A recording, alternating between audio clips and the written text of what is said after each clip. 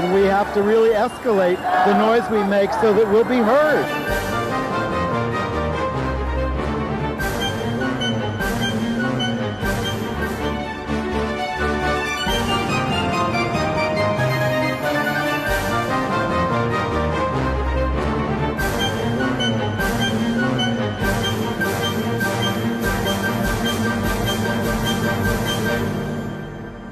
Welcome to Gay USA. I'm Andy Humm, and I am in mourning.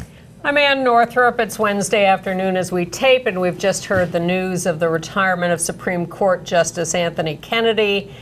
It's devastating. The Republic is in huge trouble. We'll get into that. And we have other news, including other Supreme Court decisions this week that were horrible. And on the day when we got a lot of those bad decisions, we also had some big progressive wins in the Tuesday primaries. We need more of those.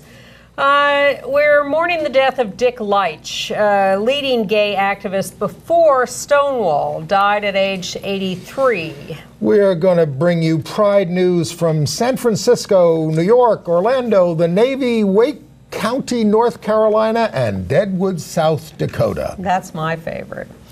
The Trump administration is working on shredding the safety net, as well as the whole legal system, including rules that protect you from infections in hospitals. But Trump did nominate an out lesbian to the federal bench in Illinois. Surrealism in everyday life. Cynthia Nixon has opened up about her transgender son. And today is National HIV Testing Day. CBS correspondent David Begnaud has come out. 2 new gay-themed plays opened off-Broadway, SKINTIGHT with Idina Menzel and Log Cabin with Jesse Tyler Ferguson. But we start with the news that we just heard before we started this taping, which is that Justice Kennedy is going to retire. He wrote the 4 major LGBT rights decisions of the last 22 years, starting in 1996. He wrote both marriage decisions, and these are now in peril. Romer v. Evans from Colorado that said you can't just cut gay people out of the political system. That was a nice 6-3 decision. Lawrence v. Texas, that later than most countries in the world or in the developed world decriminalized homosexuality in this country. It took until 2003 for the United States to do that. You know, you read about other countries, they were so late to do it in 1995, and then you remember 2003 here. Right. And then the Edie Windsor case outlawing the Defense of Marriage Act. 5 years ago. And the Obergefell decision legalizing same-sex marriage. 3 years ago. But the majority on the court will now be people who have either voted against same-sex marriage or, and very well might want to repeal those decisions and allow the states, once again, to ban same-sex marriage in their states. We've already gotten emails saying, well, we must delay the confirmation process. How? They've got the majority in the Senate. All they need is those 50 votes plus Pence. They don't even care about John McCain anymore. They could do it tomorrow. Yes, and the thing is, you know, there are these retiring Republicans like John McCain and Flake and others who make Corker who make these anti-Trump statements, but they have voted for virtually every single one of his bigoted judges. I suppose that our hope would lie in convincing them that they could make a difference in history by holding up this nomination, whatever it is. Well, yeah. What could happen is they nominate someone and they're going through the process, and then you find something really scandalous out about them. That can delay things. That happened to Douglas Ginsburg, who was nominated. Smoked pot. Well, he smoked pot once, and Nancy Reagan was having none of it, so they had to pull him out. And who got in as a result of that? Was that? I don't know. Was that Kennedy? It could have been. I don't know. He was nominated by Reagan. Yeah. So Kennedy has written these decisions, and even in the Masterpiece Cake Shop decision a few weeks ago, while they allowed the baker not to make the cake because they said the Human Rights Commission in Colorado had been prejudiced against his religious beliefs, it wasn't a decision on the underlying questions of discrimination. And in fact, what he wrote in the majority decision said you must not allow public accommodations to discriminate against LGBT people. But he was giving an awful lot of deference to religion, which, as we saw from the Muslim ban, they only give to Christians, not Muslims. Well, the thing is that for all our reliance on Kennedy over the years, he has written or been part of all the conservative decisions for years now. He wrote the Citizens Union decision. He was part of all these recent bad decisions. He's gone on and on and on. So we're in trouble with him gone. LGBT people. Abortion, reproductive rights are in trouble with him gone because he did do a decent decision there. But everything else is going to continue to go right down the drain. I mean, seriously, folks, I mean, we got to think about this because essentially we are not going to have the protection of the Supreme Court of the United States. I don't just mean gays. We are not going to have the protection of the Supreme Court. It is a radical right court at this point, or it's going to be. It's already conservative. It's a radical right takeover of the United States in all these ways, and we may win elections here and there. I certainly hope we'll do well in the midterms in November. We better. We better. Because if we elect a Democratic Senate, then they can block the most extreme nominations. They can block all the nominations that Trump makes. Yep. But that's what we have to do. If nothing else, this should be a wake-up call to us for that. But, I have spent this Pride weekend being pretty unhappy about a lot of stuff, and this is not improving my mood. It's a body blow. We had a body blow to labor just today, taking away their right to get dues from some of their members who don't want to pay them. Well, let's talk about Supreme Court decisions. At least people are pointing out the insanity of the travel ban being upheld in spite of everything Trump has said about Muslims, but the baker was allowed to not bake the cake just because one human rights commissioner in Colorado made a statement that could be interpreted as pro-religion. Yes, and then gratuitously they throw into their Muslim ban affirmation that the Korematsu decision is now overturned, the one that put Japanese Americans in internment camps. Oh, that was wrongly decided 70 years ago, or whatever the hell it was. But we're doing this. We're not prejudiced. But it's terrible. It's an awful decision. However, don't forget, Trump had to go to the well 3 times with Muslim bans before he got this one through, because the others were overturned by lower courts. Well, yes. It's getting worse and worse. Look at all the people he's confirmed. And now the court, so the court made the masterpiece decision and said, well, this was just based on whether the baker was mistreated. But they have sent the Orleans Flowers case back to the Washington State Court. This is a florist who didn't want to make flower arrangements for a same-sex wedding. There's no... there are several ways to read that. And one is that they've sent it back. The general assumption is they're, again, punting on this. They don't want to come down with a decision right now that either reinforces non-discrimination laws that include sexual orientation and gender identity, because that will be too upsetting to the right wing, and they don't want to deny it because that'll be too upsetting to us, so they're punting. But Arlene, just wait to get back to the Supreme Court next year. You'll be fine. It's actually Baronelle Stutzman who runs the I know, it's not Arlene. florist. But the assumption also is that the Washington Supreme Court, in taking this case back, will reach the same decision, which is that the non-discrimination laws in Washington State protect us and our right to access public accommodations. And they were instructed to do it in light of the Masterpiece Cake Shop decision. Which says that discrimination is outlawed. You keep saying that, and you said it before. But and the Arizona decision afterward. Yeah, the lower courts are saying that, but I mean the Supreme Court decision sort of said, we have these laws. These are legitimate laws. You can have these laws. States can do this, etc. But they have not settled the question of what happens. No, they haven't. Up to a religious. So one could think that, in fact, by remanding this to Washington State, it's a sort of backwards way of taking that codification of the non-discrimination laws into account. And we had an uphill climb this year to win back the House and win back, well, of course, the Senate. Wait, I got one more thing on this.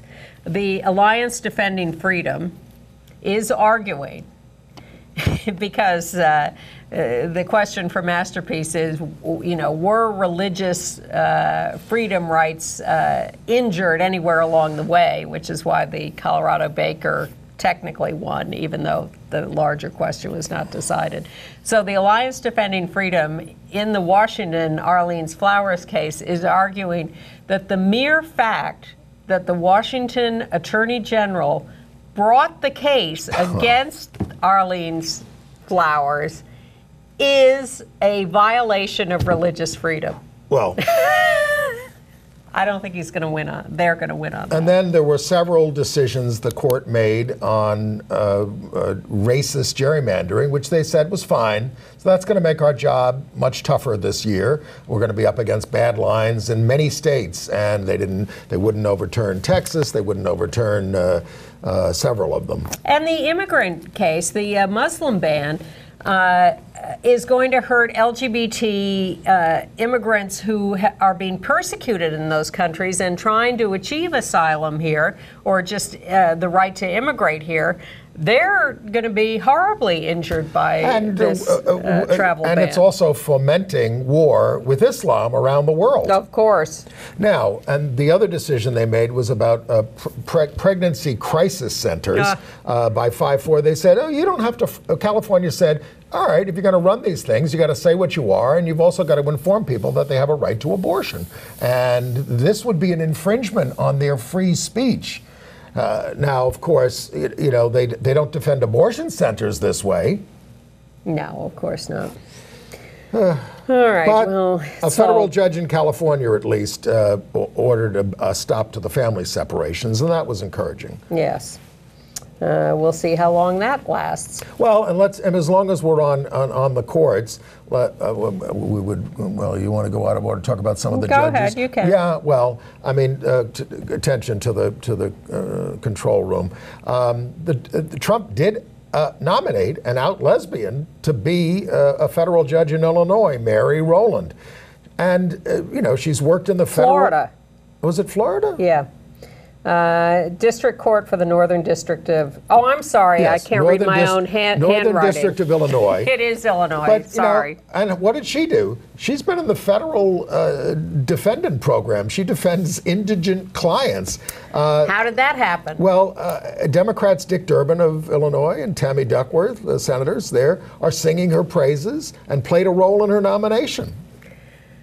What is it that Trump could want, or that he got from them? Well, there are 140 nominees that he's made so far, and 1/3 have demonstrable anti-LGBT records. All of them are very conservative, but demonstrable anti-LGBT records. Well, he's not known for making concessions or throwing us anything, so I'm totally mystified by this lesbian judge appointment. All right, well, let's move to politics then. Well, actually, in the Eastern District of Virginia, he made the second African-American nominee, Rossi Alston, who was also praised by Democratic senators, but he's 61. So, most of them that they're appointing are like in their 30s. And in the Sixth Circuit, he appointed somebody named Chad Riedler from the Department of Justice, a strident defender of the Muslim ban and efforts to undermine the ACA. Mary Rowland, what do we not know about you? Let's have her on the show. By the way, this Saturday, June 30th, there are going to be marches all over the country on these immigration issues and the separation of families and all of that. So keeping families together. Go to MoveOn.org. You'll find demonstrations in your city. Yeah. All right? All right. And the elections. Well, Tuesday night was a pretty good night. In Colorado, the nominee for governor is out gay Jared Polis, a member of Congress. For 10 years. And a viewer of this show. Is he? Yeah. Well, he won pretty Congratulations, convincingly. Jared. He got the Democratic nomination relatively easily in a big field. He goes up against a Bush relative named Stapleton, and it's predicted to be a somewhat close race, but Jared is favored. And in Maryland, Ben Jealous, a civil rights leader who was the former head of the NAACP, I did some work with him, I know him, and a veteran of the Bernie Sanders campaign. He, against the establishment, won the Democratic nomination for governor. He's going to face a Republican, Larry Hogan, who was the incumbent. Yes, the incumbent. Who was a Republican governor who tries to run away from Trump. And of course, the popular favorite of the elections this year is Alexandria Ocasio-Cortez in New York. There she is with Joe Crowley. A rare picture of her with Joe Crowley, who refused to show up at 2 out of 3 of their debates. Alexandria is 28 years old. Very impressive. Another veteran of the Sanders campaign. And everything was about grassroots organizing. She also worked for Teddy Kennedy. She must have been about 3 when she did that. Well, she wants to do things like abolish ICE. Yeah. And Medicare for all, $15 minimum wage, free public colleges. But it was all knocking on doors and going out to see people. And Joe, who was a nice guy, we know him, was a more conventional Democrat who wanted to be the Speaker of the House. Well, he thought he was going to be, and he sort of forgot about his district. Well, I think that's what happens when you want to represent everybody in the country. You are reluctant to take more radical positions, the kind of things that we need in this country. I don't think it was just that he refused to take more radical positions. I think that he just didn't show up. He wasn't. Well, he also didn't have a race for the last 20 years, practically. Yeah, and he underestimated her, and she, meanwhile, went out and did the grassroots work, and the district has changed enough. It's majority Latinx. It's not an Irish Catholic district anymore. And he just ignored that, and he got beat. Yeah. And people are comparing it to Eric Cantor losing, and I think there's some truth to that. We have a correction from last week about Pete Buttigieg. That's how you say his name. It means owner of chickens or lord of the chickens. And we also learned that he and his husband, who just got married, which is why we were talking about him, he's the mayor of South Bend, Indiana, out gay, bonded over Scotch eggs.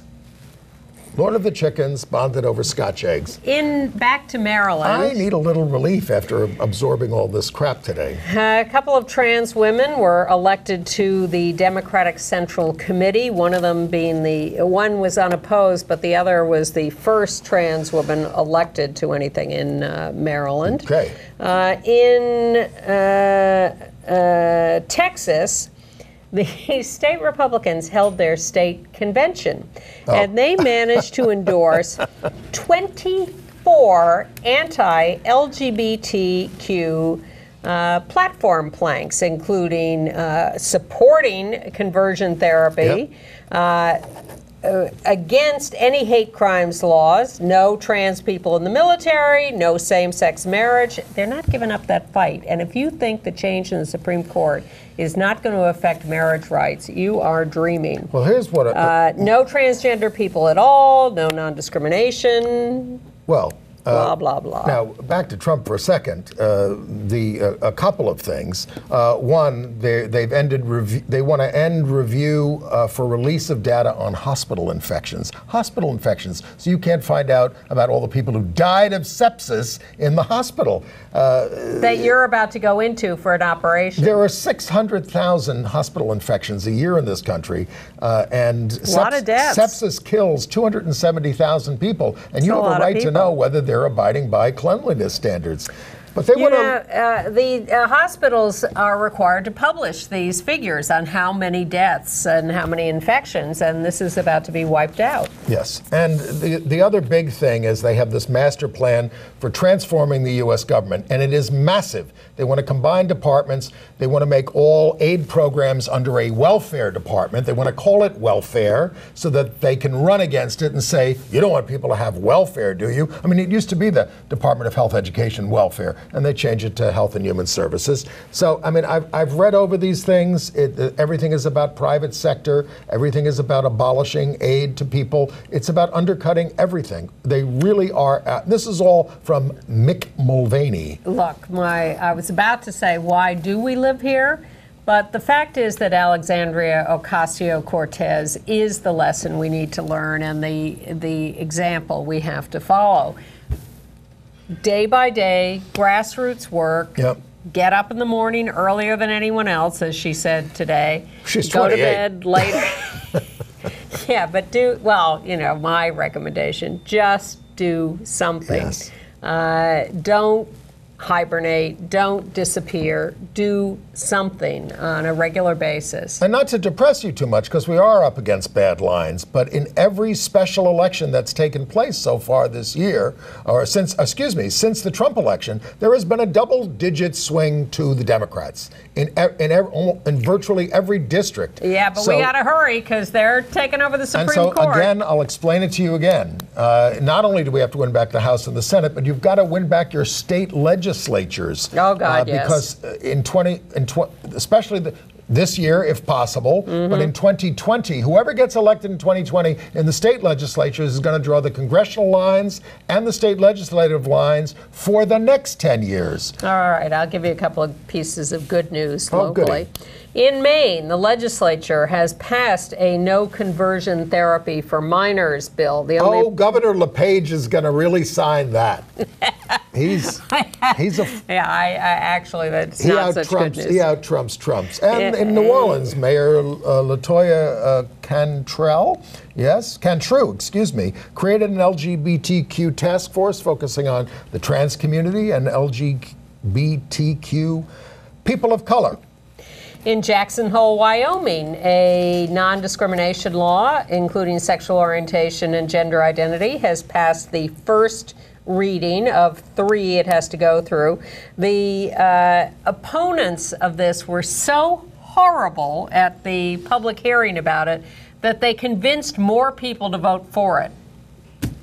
In New York, Governor Cuomo directed state agencies to protect trans people in healthcare and insurance by updating the Patient Bill of Rights and also to get stop discrimination against transgender people in insurance policies. That's all good. One wonders whether he shouldn't put a little bigger shoulder behind an actual gender identity and expression non-discrimination law in this state. Well, what he should do is elect a solid Democratic majority in the state of New York, which we don't have, in order to really pass progressive legislation like health care for all. Now, before we get to all the Pride stuff, I would like to spend a minute on one more political thing, which is this Red Hen restaurant and Sarah Huckabee Sanders. Sarah, you're always welcome here. We'd be happy to talk to you. Well, but we won't feed you. You know that it was a mostly LGBT staff at the restaurant that voted to have her asked to leave. Well, the owner said, "What do you want me to do?" Yeah. Well, she wasn't even there. They called her and told her that Sarah Huckabee Sanders had come in, and she said, "What do you want me to do?" And they said, "We want you to ask her to leave," which she very politely did, took her aside and asked her to leave. Now, of course, this has started World War III about civility. Yes, but Sarah has played out her role. She said, "I always do my best to treat people respectfully." She's the most snide, horrible person I've ever seen. Liar, can't nasty, you read? Nasty. Well, I know you can't read, but I'll explain it to you. Yeah, respectful. So, look, are they, obviously it breaks down into 2 questions. Were they entitled to ask her to leave? Because there are people who don't even believe that. And was it politically smart to ask her to leave? And I think, and then there's the whole thing, they went after McConnell this week outside an event. "Leave my husband alone," Transportation Secretary Elaine Chao said. And there's the whole... No! We certainly have yelled at enough people on the street. I yelled at Richard Nixon in 1971 on the street. We yelled at Joe Lieberman at a forum and at many Barnes and Nobles. Yes. Yell at them. Yeah, well, that's the thing. People are saying this is going to be bad for us. And there's the whole debate about college campuses, and do you yell at speakers and shut them down? You yelled at Bill Bradley and you turned him around. I did.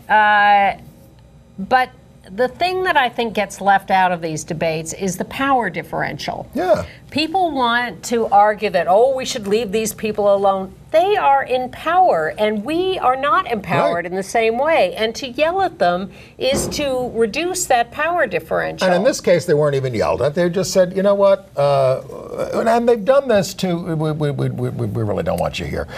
They've done it to white supremacists who have walked into, what if David Duke came in? Yeah. And David Duke is a big supporter of Donald Trump. Look, in the ideal world, you wouldn't have to ask people to leave. You wouldn't have to yell at people because we'd have reasonable conversations and truth would prevail. I remember when Tom Duane, a state senator here, or maybe he was a city council member at the time, walked up to Rudy Giuliani in the Pride Parade, who was not supporting us on a whole range of issues, and said, "You don't belong here." Yeah. And when Chuck Schumer would come up in the parade, more about whom later, when Chuck Schumer would come up in the parade, he voted for DOMA. He was, was not very, very supportive on a lot of things. I would say, you don't support equal rights for gay people. I didn't say it rudely. What are you doing here? And he, I'm sure, would just ignore you. No, he would say, you're not being very nice. I said, this is our parade. We're not being nice. I said, You're not being nice. This is a gay rights parade. What are you doing here? How about, do you think voting for DOMA was very nice? Sarah Huckabee Sanders, is your nastiness in the press briefings every day As I finally nice? said when he was yelling at me one time, I said, Chuck, calm down. I said it like this. I'm the one who's not allowed to get married. And he goes, you got a point. Well, this thing, the college speakers, they are brought in without the consent of the students. They are paid. They're given this platform, and then the students are supposed to just shut up and not say anything. It drives me nuts. Right. So I think we can certainly have debates about what is the politically expedient thing to do, but to suggest that it is inappropriate to yell at people who have this power is insane. I mean, we've been picketed and yelled at and called names. Certainly, and we enjoy it. No, we don't, but we understand it, and we deal with it, and we don't try to whatever. We have a long way to go. Okay. A human rights campaign study found that nearly half of us LGBTQ employees remain closeted at work. Oh, I was going to save that to put next to David Begnaud. Well, maybe we can say that David Begnaud, CBS correspondent, famous for covering Puerto Rico and other disasters, originally from Louisiana, has just finally announced, he says he's been out to his family and friends forever. There he is in Puerto Rico. Yeah. And there he is on the 1950s. 1950s. With his partner, David on the right, and the partner on the left. So he's no longer one of the 50% who are closeted. But the HRC survey was interesting because 10 years ago, it found 51% were still closeted at work, and 10 years later, 46%. It's barely budged. Well, but there's more people in the world. I don't think that's the answer. In Rhode Island, they passed a bill to ensure that your death certificate will reflect your gender identity. Hallelujah. Got some bad news. In Los Angeles, the Gay Men's Chorus had to cancel a concert at the Alex Theater in Glendale on June 23rd after a bomb threat. 600 were evacuated. It's the first time it happened, but the show went on in the evening. Let's get to Pride news. We can. I have some other crime, but we can talk about that later. Well, I'll start with the Trump administration. The NASA administrator, Jim Bridenstine, sent out a Pride memo celebrating, all NASA employees. He's a very anti-LGBT former Oklahoma representative. Why'd he do it? Beats me. All right. There are little surprises everywhere, but let's go to actual. In San Francisco, one of the bits of news there is that Tim Cook from Apple, the head of Apple, marched in the parade. But there was also an article saying that there are a lot of complaints in San Francisco that most of the people who come now are just non-gay people who want to party and kind of don't have a clue about what's going on with the march. I would say that's true in New York too, but we'll get to that. I didn't feel that way. I want to show you my favorite Pride, new Pride. Deadwood, South Dakota held its first Pride event this year.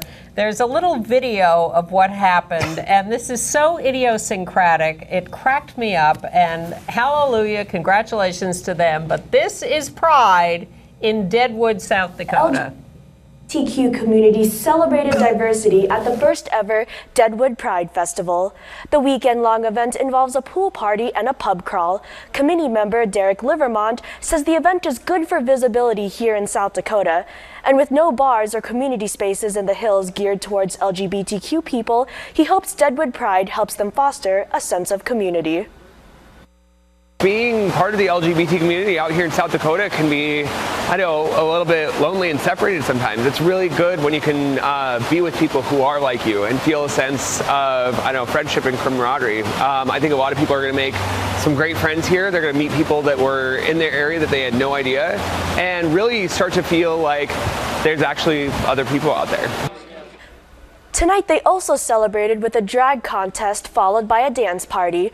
Tomorrow, Deadwood Pride is hosting a brunch at the Leitsch Street Station Cafe.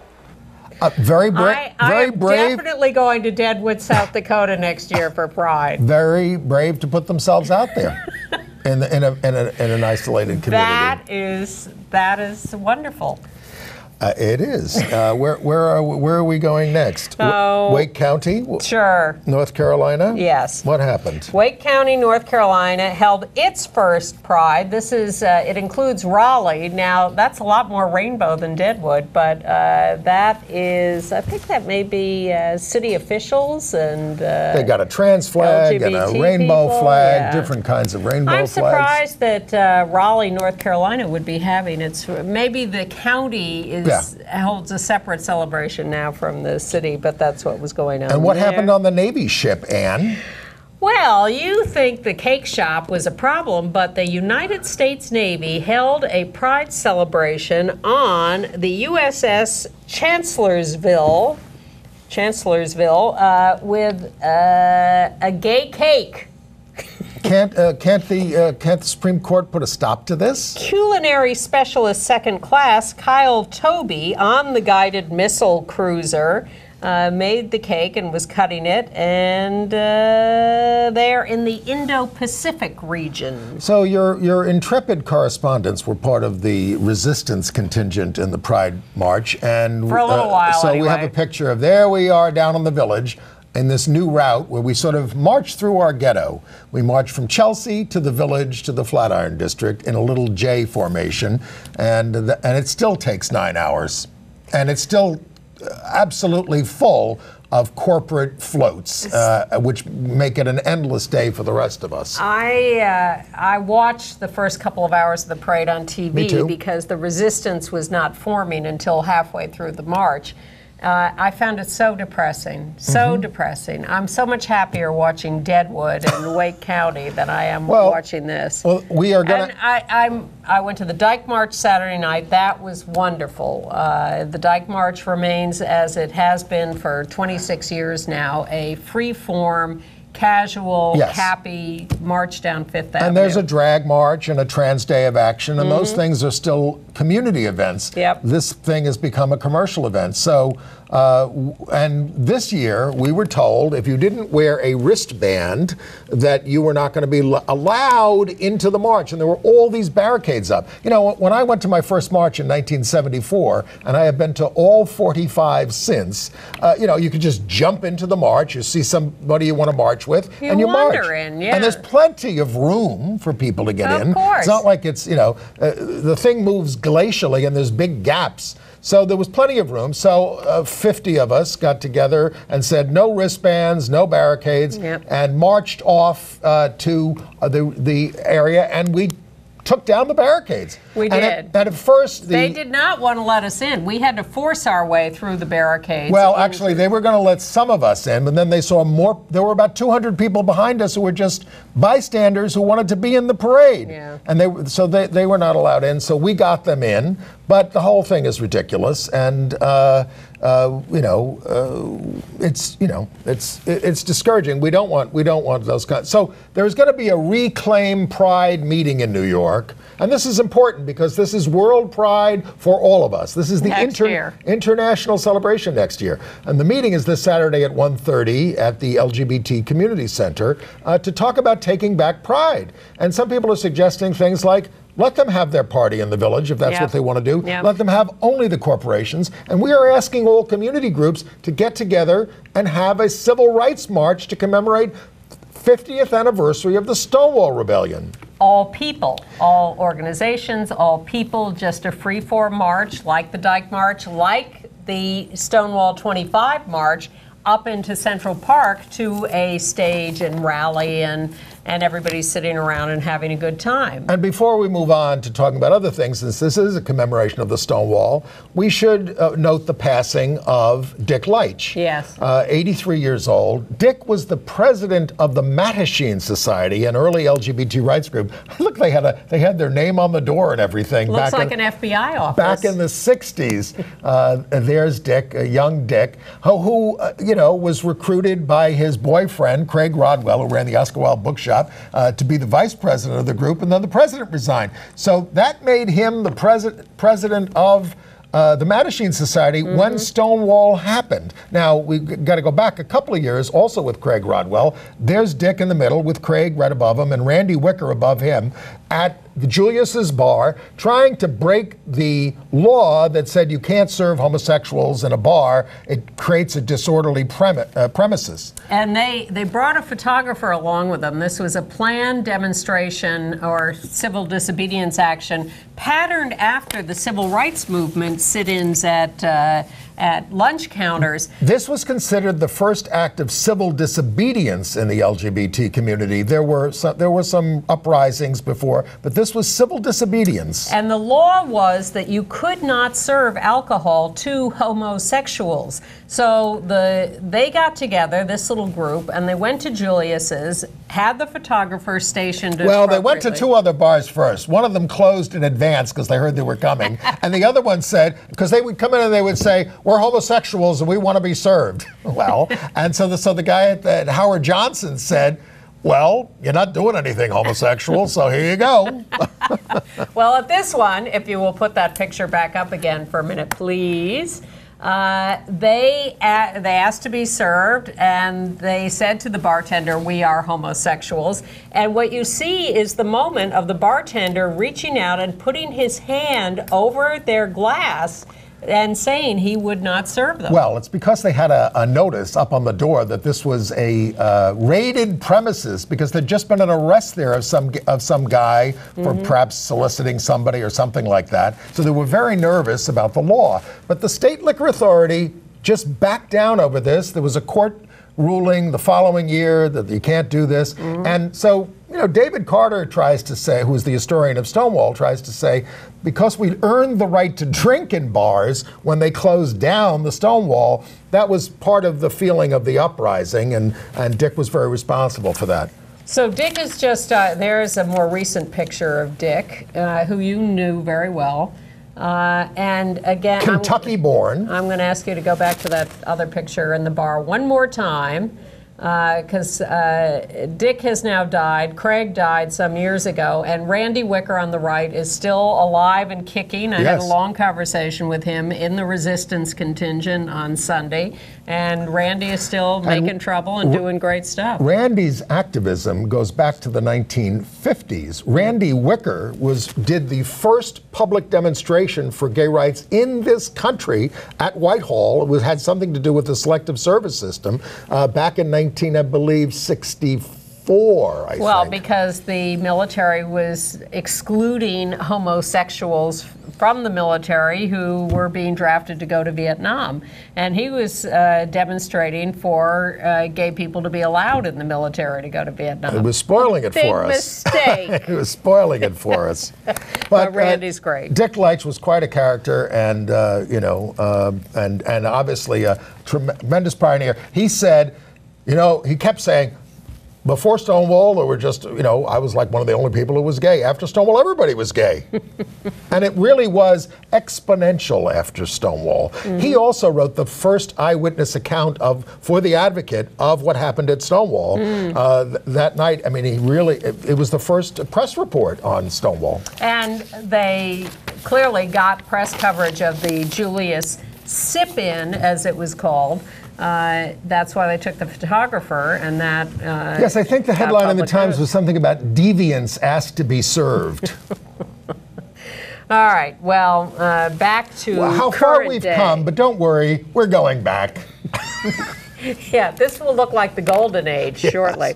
Well, other current news around Pride: Cynthia Nixon, gubernatorial candidate in New York, released this picture of herself with her trans son, Seth, at his graduation from the University of Chicago. She participated in the Trans Day of Action actions here in New York City. And Senator Chuck Schumer was at who we've spoken about, but he announced on Pride Day that his daughter Allison, there on the right, the left. I'm sorry, the left on his right. On the left, Allison is marrying Biz Weiland on November 18th. Now, she would have been about 7 years old when her father voted for the Defense of Marriage Act. I hope he's apologized to her profusely and repeatedly. Yeah, he didn't come out for same-sex marriage till 2009. He didn't come out until Kirsten Gillibrand was appointed senator from New York, got up at her first news conference where she was introduced and said she was for marriage equality, and that shamed him into supporting marriage equality. He said, it's time now. God. All right. Well, also, Governor Cuomo, in his desperate attempt to get reelected when running against a lesbian, in addition to announcing his trans hospital and insurance regulations, unveiled the memorial in Hudson River Park. This is supposed to be an LGBT memorial to the Pulse victims. There's supposed to be prisms within the rocks that reflect rainbows. To me, it looks like a tortoise, a rhinoceros, and something else. Well, actually, it could be a tort if somebody injures themselves on those rocks. Well, here's the other thing that annoys me. It's not just an LGBT memorial, although it's supposed to be all victims of hate crimes. All victims. All of humanity.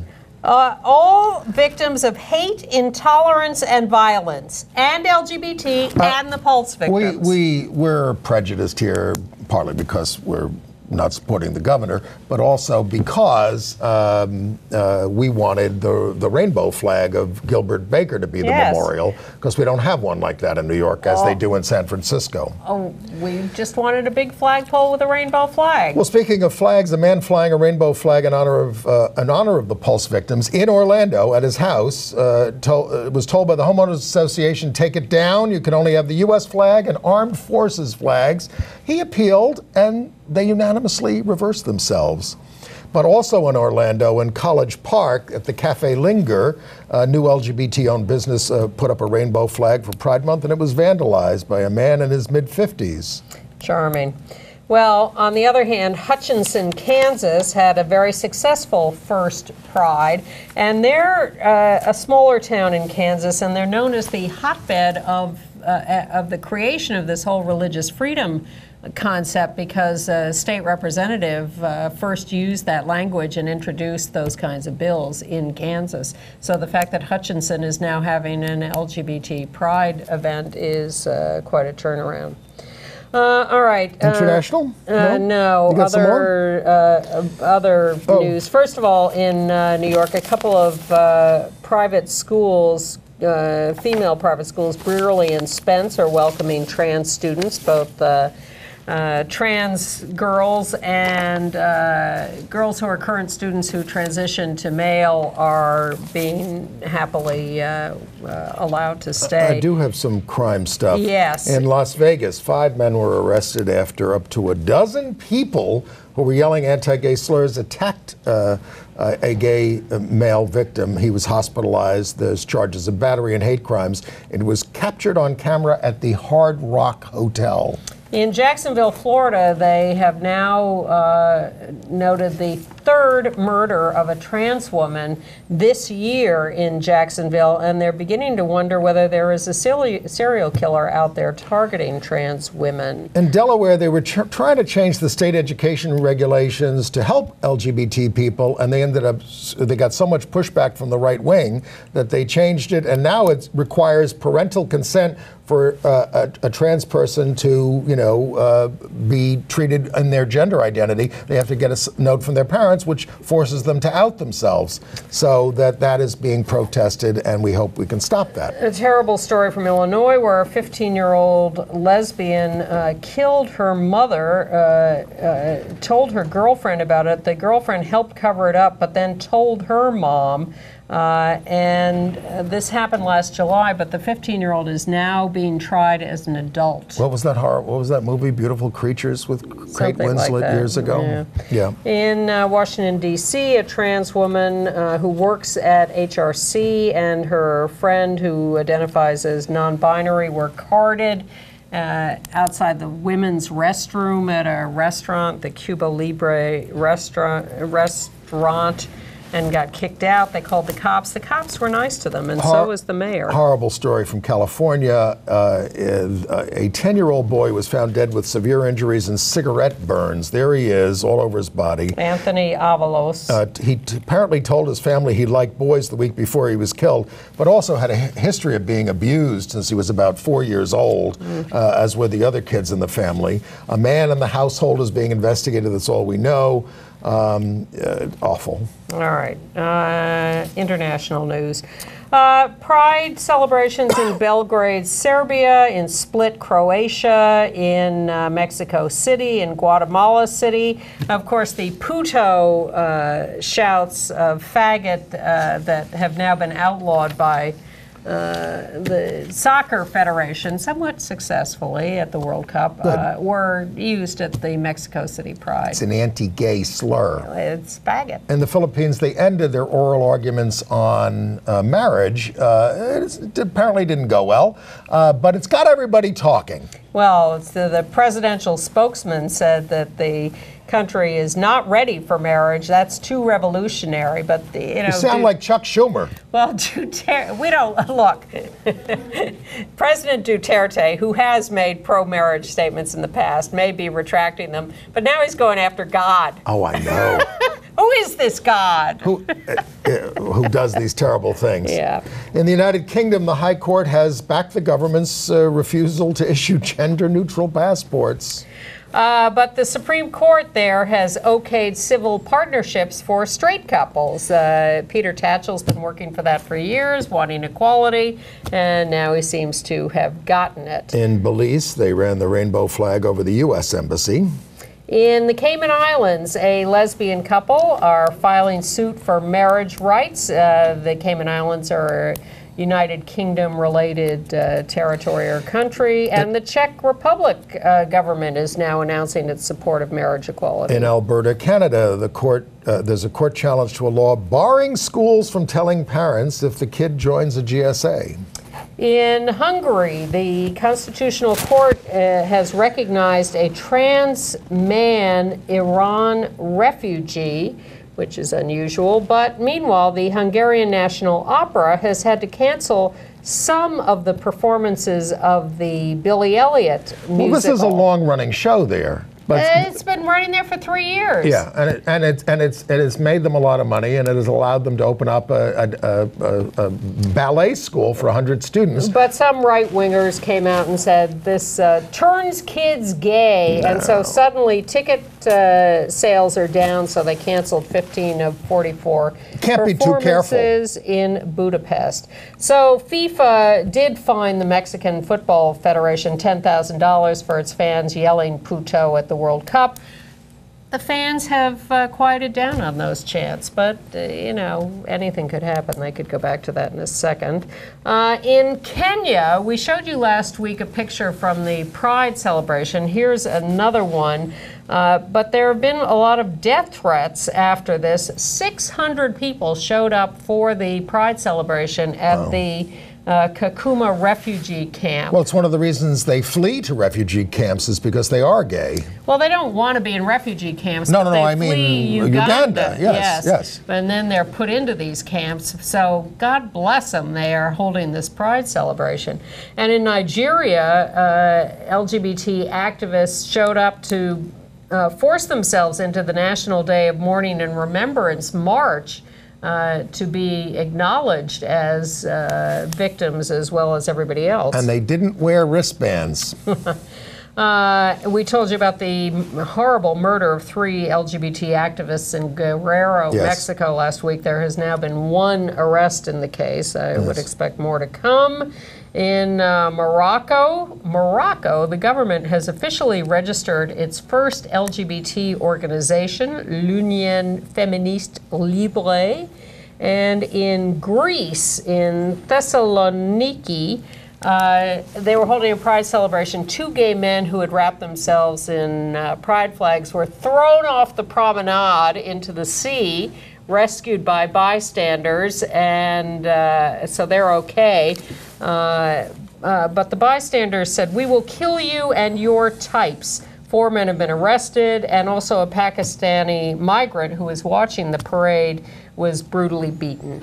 All right, AIDS news? AIDS news. Well, it is National HIV Testing Day. I hope you did it if you Today needed to. as we tape. Yes. The Fairfax, Virginia School Board has voted to include info on PrEP in their education curriculum. Should be everywhere, of course. In Houston, Texas, an HIV-positive man got 30 years in prison for lying to his girlfriend about having HIV, and she is now HIV positive, but 30 years. And a new survey found that a third of you, not a third of you who watch the show, haven't heard of PrEP. 34% think PrEP promotes unhealthy sexual behavior, gay men. Well, learn more about it, please. And Starbucks is expanding its coverage for transition-related needs. They already covered surgery, and now they're going to expand that. Let's put up that picture of Janelle Monáe at the BET Awards. Look at her rainbow dress. She is not holding back. Once you come out, you're out. Wonderful. But she also gave the best performance at the BET Awards, including her sort of personal "I'm out and I like girls" song. Well, the best thing I saw this week was a reading of Larry Kramer's Destiny of Me on his 83rd birthday. There's the cast there. Wonderful cast of this play from 1992, which has held up very well, and I hope gets made into a movie. You had there, Mark Ruffalo and Lee Pace and Ellen Barkin and Gideon Glick and Eric Edie Falco. Edie Falco was the narrator, Josh Hamilton, Eric Bogosian, and Larry in the middle, standing out in his rainbow colors and overalls. So it was just I hope they make a movie of it. We saw the show Log Cabin. Can we get to that? We did. Yeah. Yes. Log Cabin, I didn't expect to like this. Is by Jordan Harrison at Playwrights Horizons. There's the cast, a lesbian couple, gay couple, which includes the most famous there is Jesse Tyler Ferguson. It started out as kind of sitcom-y. I thought it became kind of thoughtful about gender identity as a transgender character and his girlfriend joined the party. I especially like the babies in the show, but I won't tell you what that's about because I don't want to spoil the surprise. Yeah, I think we had mixed feelings about it, but it was interesting enough to hold us for the hour and a half. Unlike SKINTIGHT, which is by the hot playwright Joshua Harmon, there's the picture of that cast. This is basically the story. So the older character there, played by Jack Weatherall, is basically Calvin Klein. They don't call him that. And his daughter, Idina Menzel, who's sort of the star, surprises him for his 70th birthday, which he doesn't appreciate. And that's his 20-year-old boyfriend in the back who she knows he's gay, but she resents him going with young men, and because she has a 20-year-old son. And it was really much too sitcom-y. There's a nice soliloquy about love in the end of it, which if the playwright had just been that serious throughout, well, you could still have some humor, it might have been okay. There's a documentary opening in New York this weekend and in LA in a few weeks, Love Cecil, about Cecil Beaton. We have the trailer for it. Let us show that. Mr. Beaton, you've been described as an author, a designer, a painter, a photographer. Now, which of these is your main profession? I wish I knew. I'm afraid that's been my trouble for a very long time. It's always Beaton's look, Beaton's touch. The fashion work, the portraiture, the film and theatre work. He captures Hollywood and American elegance like no one. If he hadn't have done photography, if he'd just done My Fair Lady, that would have been enough for me. No one has had the ability to wave the wand and scatter the magic over somebody like Cecil Beaton. Everything about him was style. All those details of a kind of dandy. I knew he was an old queen. Am I vain? Cecil had an aura about him that really drew you in, but he looked totally unlike anybody else. Beaton was essentially an outsider, striving to get in. There is scarcely a flattering self-portrait, yet truth begins with oneself. I think that probably love, or the lack of love, was an enormous part of his life. Oh yes, I can hate. I can hate unreasonably. He loves. It's very easy for him to love. He positively loves you or he positively hates you. None of the things he did really satisfied him. He was on this endless quest for something. I wish that I were able to dig down deeper. He gave over his life to expressing beauty, however he could do it.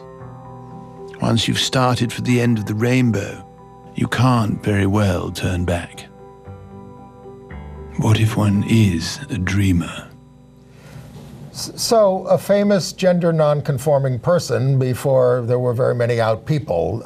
This is a warts and all biography of him. I hated him. No, well, I mean, he had a lot of problems. It's an interesting documentary if you're interested in him and that time, but I found it so discordant with the life we are living now, and well, so he couldn't live the life we're living now. I understand. Although we are going back. His artifice, his lack of interest in anything outside his own little world was that's hard to take. Okay. But, you know, it's opening June 29th at the Lincoln Center's Film Society with a nationwide rollout to follow. I did watch on HBO the documentary Believer about Mormons and gay issues centering around this straight guy who is the lead singer of Imagine Dragons. And it's sort of a conventional, heart-tugging, isn't he great to be an ally to the community? And there were some touching moments in it. I didn't find it, mandatory, but it's there on HBO. Believer, if you're interested. Right. Tootsie the Musical is coming to Chicago in September with Santino Fontana as Dorothy, Michael, and Julie Alston is in it. And it's going to come to New York. Okay. What else? The Mormon Tabernacle Choir had an out gay director for one night. Well, you watch Believer and you will not be impressed by that. We're not impressed by what's about to happen to the Supreme Court. We hope you all are registered to vote and will exercise that privilege as the year goes on. And take to the streets. Please, anything, just do something. We will see you here next week. At the very least, vote.